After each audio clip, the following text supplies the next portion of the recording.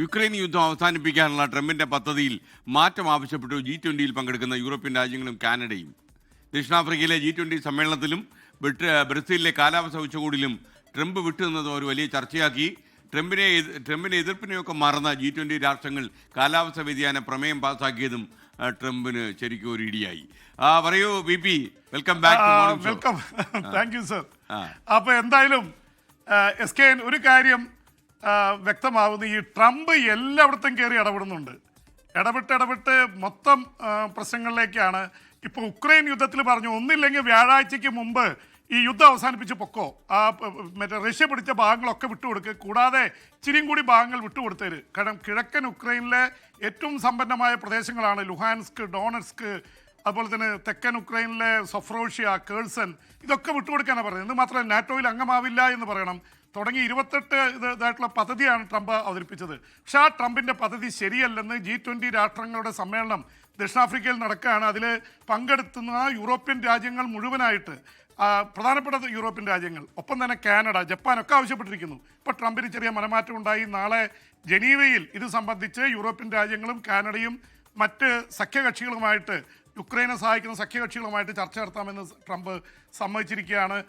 Volodymyr സെലൻസ്കിയുടെ വലിയ വികാരഭരിതമായ പ്രസംഗം രാഷ്ട്രത്തെ അഭിസംബോധന ചെയ്തുകൊണ്ട് പറഞ്ഞു, ഒന്നില്ലെങ്കിൽ അമേരിക്ക പറയുന്നത് കേൾക്കണം, അല്ലെങ്കിൽ അമേരിക്കയെ ഉപേക്ഷിച്ച് നമ്മുടെ മഹത്വം, നമ്മുടെ ഡിഗ്നിറ്റി, ആത്മാഭിമാനം കാത്തു സൂക്ഷിക്കണം. അപ്പോൾ ഒരു വഴിയില്ല, നമ്മുടെ ചരിത്രത്തിലെ ഏറ്റവും വലിയ ദശാസന്ധിയിലാണ് നമ്മൾ നിൽക്കുന്നതെന്ന് സെലൻസ്കിക്ക് സത്യം പറഞ്ഞാൽ കരഞ്ഞില്ലെന്ന് മാത്രമേ ഉള്ളൂ, ആ രീതിയിൽ പറയേണ്ടി വന്നു. അതാണ് ലോകം ഏറ്റെടുത്തിരിക്കുന്നത്. ഇപ്പോൾ ട്രംപ് ഒന്ന് കം ഡൗൺ ചെയ്തിട്ടുണ്ട്. ട്രംപിന് എപ്പോഴും മാറി പറയും. ഇപ്പോൾ മംദാനിയായിട്ട് കമ്മ്യൂണിസ്റ്റ് എന്ന് വിളിച്ച് കളിയാക്കി അതേ ട്രംപ് തന്നെ വൈറ്റ് ഹൗസിൽ വിളിച്ചു വരുത്തിയ ആൾ ജയിച്ചപ്പോൾ കൂടെ നിർത്തി. അതിനെക്കുറിച്ച് ശശി തരൂർ വരെ പറഞ്ഞു കഴിഞ്ഞു, മത്സരിക്കുമ്പോൾ ശത്രുതയാവാതെ കഴിഞ്ഞ് ഒരുമിച്ച് വേണമെന്ന് കോൺഗ്രസിന് ഇത് കൊടുക്കുന്ന തരത്തിലേക്ക് വരെ എത്തിയിട്ടുണ്ട്. എന്തായാലും SKN ഈ തരത്തിൽ ഒരുപാട് കാര്യങ്ങൾ നടക്കുമ്പോഴാണ് G20 സമ്മേളനത്തിൽ ട്രംപ് പങ്കെടുത്തില്ല. ട്രംപിനെ ധിക്കരിച്ചുകൊണ്ട് ട്രംപ് പറയുന്നത് ഈ കാലാവസ്ഥാ വ്യതിയാനം എന്ന് പറയുന്നത് വെറും ഒരു വ്യാജമാണ്, അതിനെ ധിക്കരിച്ചുകൊണ്ട് ഇത് വളരെ സീരിയസ് ആണെന്ന് പറഞ്ഞ് ഇന്ത്യ അടക്കം, ഇന്ത്യൻ പ്രധാനമന്ത്രി നരേന്ദ്രമോദി അവിടെ പങ്കെടുക്കുന്നുണ്ട്, ഇത് പാസ്സാക്കി. അതുപോലെ തന്നെ ബ്രസീലിൽ 2 ആഴ്ചയായിട്ട് നടന്ന കോപ്പ് കാലാവസ്ഥാ സമ്മേളനത്തിൽ ട്രംപ് പങ്കെടുത്തില്ല.